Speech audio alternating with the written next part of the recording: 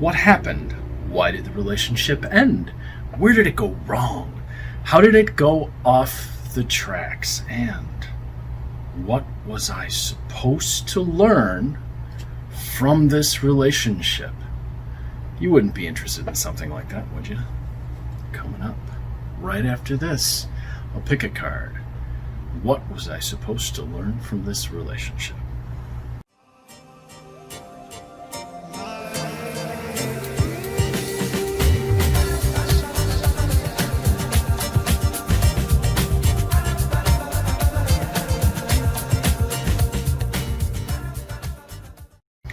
Good afternoon, I'm Lucky Links. This is one of the big questions that people have all the time.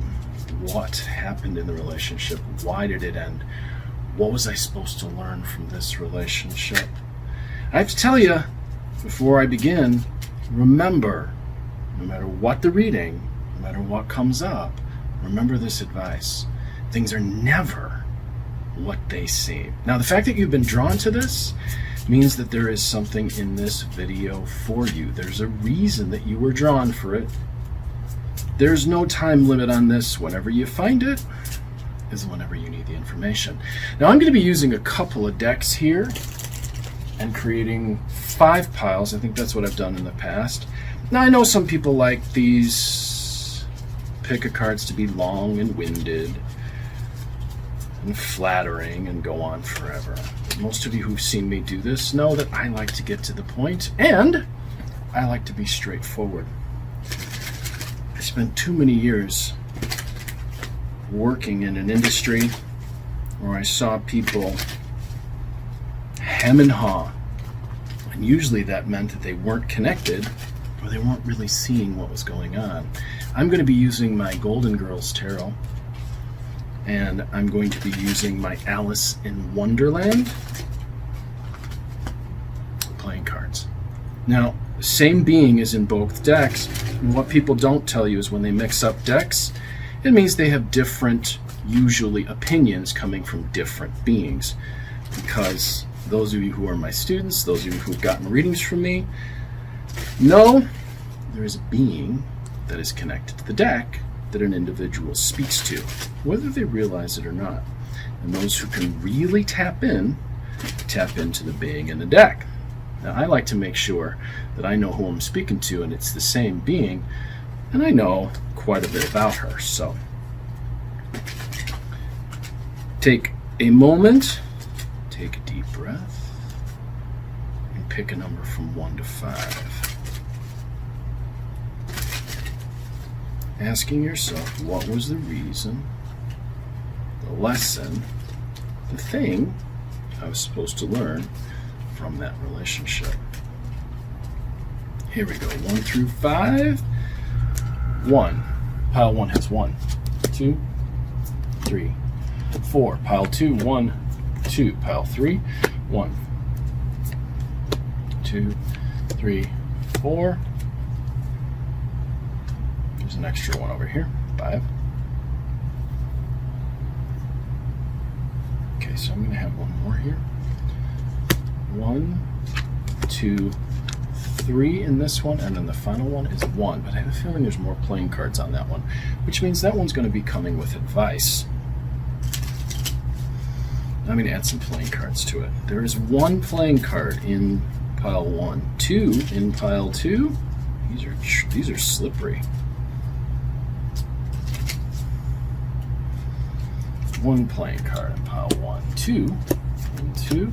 I've got 4 in this one. I got 1 in this one, and I got 1, 2, 3, 4, 5 in that one.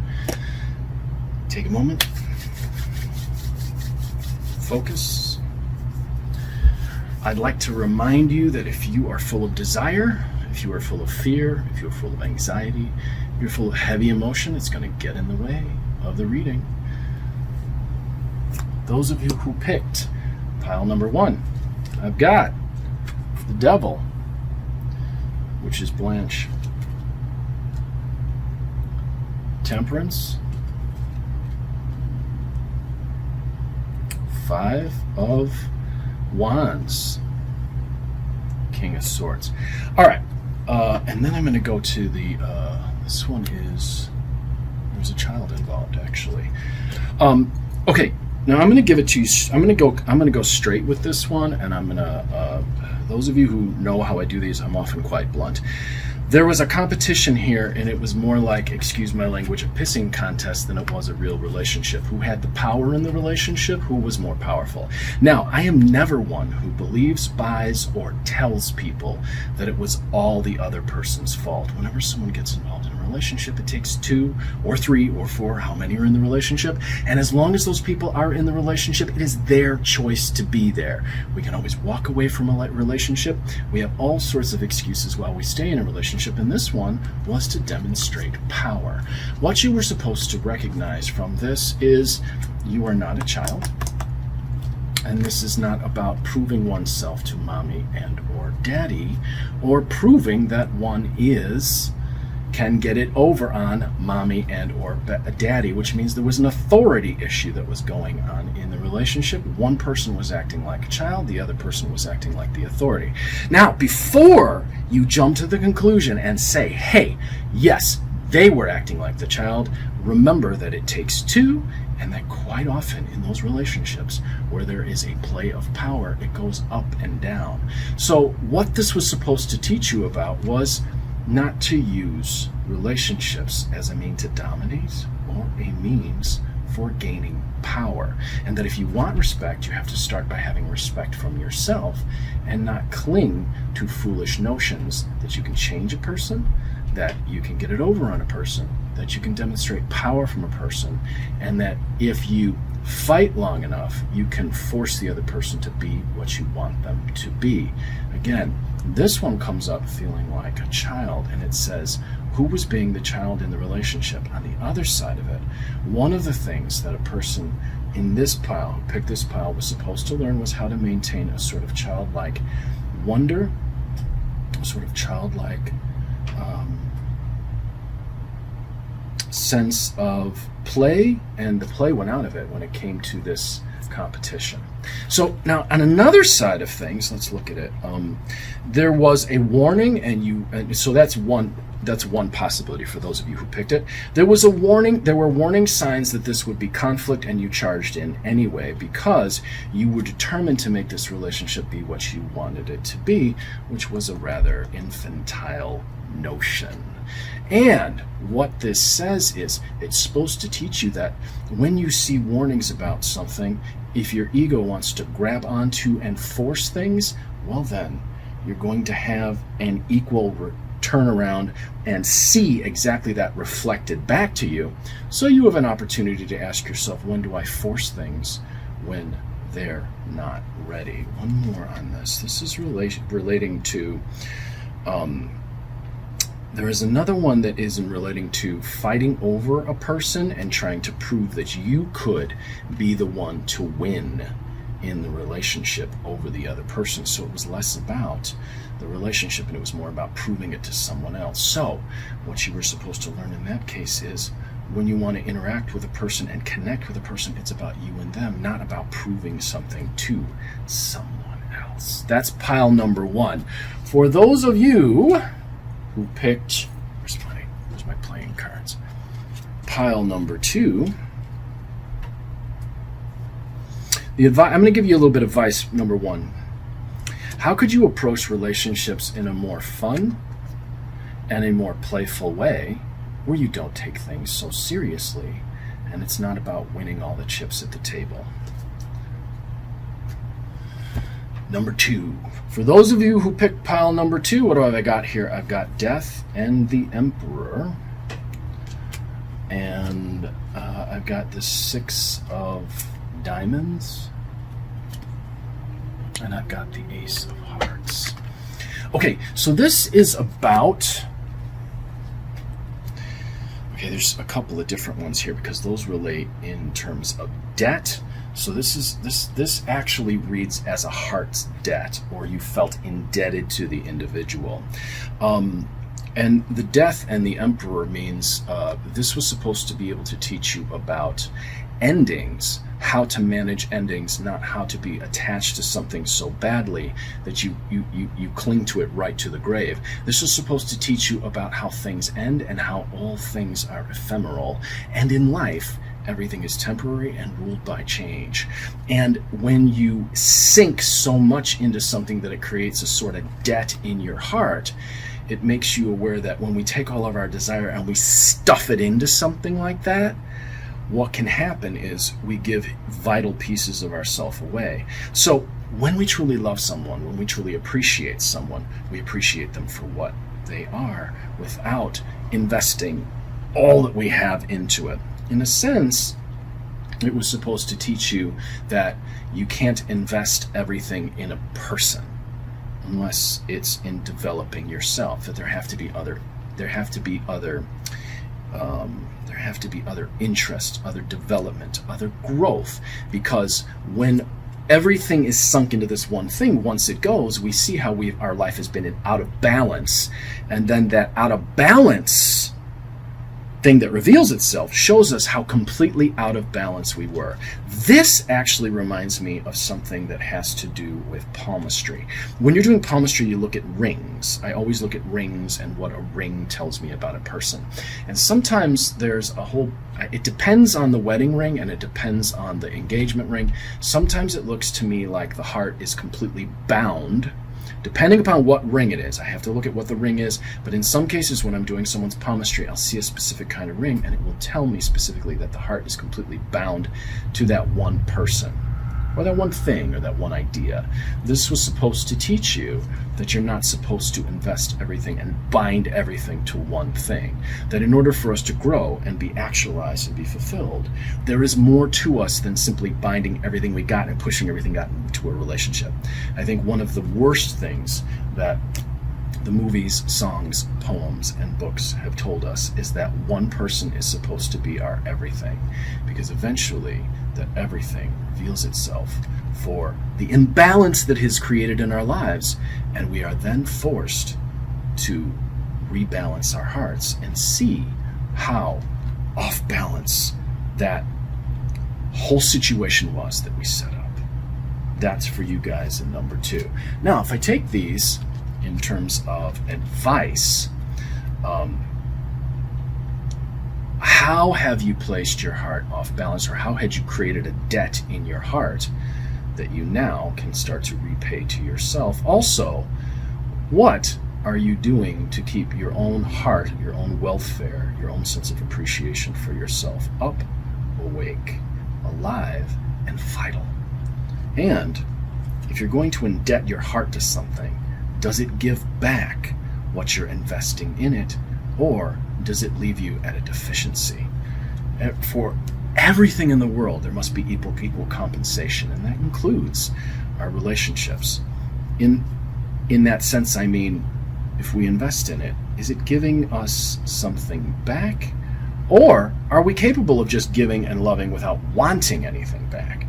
But in this particular case, there was definitely something that you wanted back that you didn't get, and it created the deficiency that now you're having to rebuild, or that you had to rebuild after the fact. It was supposed to teach you how to balance things and not invest so much in a relationship that it leaves you and your life and your energy completely off balance. For those of you who picked number 3, what have I got here? I got a lot of cards here. I got the Wheel of Fortune. I got Sophia winning for, wasn't that the trophy where she won for having the best friends, lovers? And in that is the key. This was supposed to teach you, this relationship was supposed to teach you that you don't invest everything in a relationship in which you are not friends first.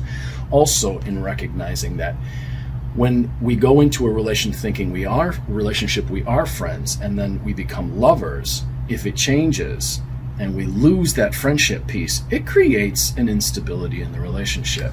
And I've often asked people, why would you want to be in a relationship with this person if you don't even want to be friends with them? And it is amazing how many people in the world are in relationships with people that they would not even be friends with. If you wouldn't be friends with them, why would you be in a relationship with them? Which tells me that one of the things that you're supposed to learn is to ask yourself, what are your expectations for relationships? Are you expecting someone to provide all the victory and all the winning for you? Are they supposed to be your ultimate prize? Or is this someone that you actually are friends with, that you actually have built, you actually like them first, and then build from there? So often these days, I see people diving into relationships right from the beginning, and they want all the money. From the minute they meet them, they want to know if they can marry the person. And I'm like, well, why don't you have coffee first and see if you guys actually get along? On top of that, I'm going to add the playing cards here. There was a warning in this one too. There was uncertainty and a desire to try to force things based on wishes that you felt you could force into being. And if you placed the friendship thing on top of it, you ignored the fact that you weren't friends, or there wasn't a friendly relationship there, and pushed forward anyway. And that's supposed to warn you. It's funny because the Jack of Spades is actually the same cards as we had in the first one, which is the Devil. In the playing cards, it's the Devil. Now, it says uncertainty of one's own value leads one to put all of their wishes in someone else providing that value for them. So it seems to me that we've got two possibilities here for people who've picked this one. You bound yourself and your own uncertainty and lack of confidence in yourself to someone else's value and letting their value define you. On the other side, we've got people who, were you even friends? And did you have a friendly connection with this person? Were you even compatible with this person? Or was it an ideal in which you wanted the total gold? And in some cases, it could be that you did it for security, or you did it because you wanted something else, rather than compatibility, companionship, and actually looking at the person going, I actually like you. I like the way you think. I like the way we bounce ideas off of each other. I like the way we get along together. I like the way we have fun. Remember, if you're not having fun in a relationship, what's the point? And so often, people are in relationships that become these drags, and they continue along in these relationships, and they continue to get more and more serious and more and more serious and more and more serious. And the question is, how serious does it have to get before you finally realize that maybe you should think about having fun? What's the point of being around someone if you don't even like them? And it's amazing how many people want someone back that they don't even like. It's also amazing how quickly a relationship changes from someone who's obsessed with someone to the next minute they're telling everyone they're a narcissist, they're crazy, they're evil, they're wicked. Well, you got involved with them. It was a two-way street. And if you're so passionate and you love them, but you hate them, you better consider what kind of foundation you can build with that. That was number 3. For number 4, those of you who picked number 4, I've got, you wanted to feel like a king and or a queen. There's several here. 1, there was an invocation, a wish, and or magic involved, which means that someone was trying to do manifesting and or try to believe that they were in control of the whole situation, that they had brought the whole situation into being. And what this was supposed to make you realize was you are not in control of the universe as you believe you are. Also, for those who, there are others who had this fairy tale ideal, and when all the pieces kind of came together, you quickly saw and learned that it didn't give you, the fantasy didn't give you the solid nourishment to be able to experience something with depth. So so in that case, it was a case of the fantasy did not live up to the reality, and it was supposed to teach you that maybe you should think a little more deeply about what you want out of a relationship and not base things on fairy tales that aren't rooted in strong roots and foundations. There is one more possibility, so there's 3 for this one, and this is you wanted someone to complete you, and you wanted someone to do it for you and make you feel whole, and that ended up in you seeing actually how much you needed to actually help and heal yourself. And that's a big one. All right? So that was right to the point. That was number 4. Last one. We got number 5. All right, I got unrequited love takes the pleasure out of a woman or an individual's life, because this could be a man as well. Was supposed to give you insight in what you set your stock in and what you set your value in. Unrequited love that a person is used to is taking the pleasure out of a person's life is supposed to give insight into how that person defines success. If you cling to something that is unrequited and let it draw the happiness out of your life, then maybe it's time to ask yourself what it is that you are really looking for. Because when we love ourselves, when we care about ourselves, we don't keep going to a well that gives us no water. On the other side of things, when we go to a well that gives us no water, that we expect is going to quench our thirst, it teaches us how foolish our actions are. One more with that. In this case, the anger or upset is because you did not see the relationship for what it was, and you did not value yourself enough to say, wait a minute, if I'm not getting what I need from this, then what am I setting my stock in? What am I setting my values in?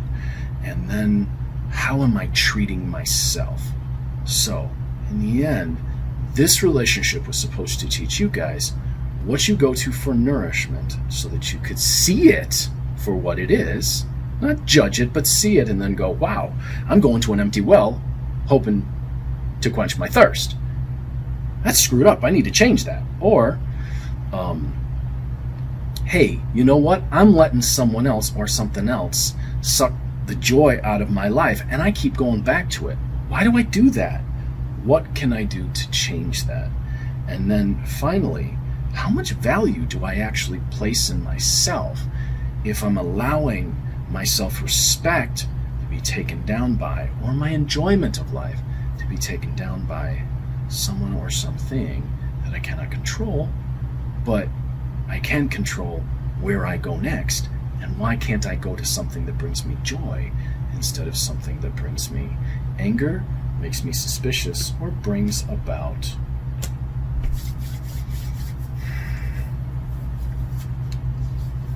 thievery, loss, and a bad way of viewing myself?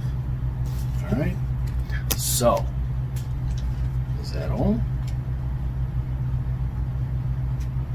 That is all. That ends our pick a card and our foray into what was this relationship supposed to teach you. I am Lucky Links, as always, wishing you success and good fortune in all that you do. I am a firm believer that if relationships don't work out, and it doesn't work, it teaches you what next time you don't want to do, or what next time you don't want. And if you say, hey, you know what? I did that, it didn't work for me, I'm going to change my strategy, I'm going to meet a different kind of person, well, then you can change and you can have new experiences. If we cling to the same thing over and over and over again, well, that's the definition of insanity, is it? We do the same thing over and over and over again, hoping to get different results. So this was the very succinct, very straightforward pick a card. If you guys would like to get a reading from me, 779-302-8009 or conjurehope@gmail.com. If you would like to learn how to read the playing cards, how to read the tarot, how to read the Mexican Loteria, how to read crystal balls, how to read Lenormand, I got a class for you. Contact me 779-302-8009 or conjurehope@gmail.com if you guys would like your Tibetan Bon astrology chart, in which we look at and can find compatibility, but we have to start with your birth chart first so we know what baseline is. But it will tell us who and what signs really are compatible for you.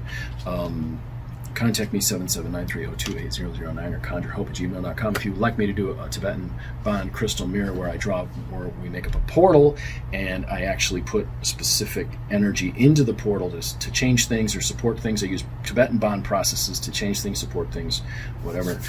This is insanely involved and detailed, and it takes me several hours just to draw it up before we speak, and then once we speak on the phone or by Skype or whatever, and I go through all my notes and we talk about what the next thing is, and I could possibly push energy into the portal to make, to set things into motion. Contact me if you want to do that. I think that's all. I hope you got something out of this. Share it, like it, subscribe it, let everyone know about it. You guys have a fantastic day, and remember, just because something didn't go one way we wanted to, if we take wisdom from that, if we learn from it, we become a new person, we have a possibility to make things different the next time.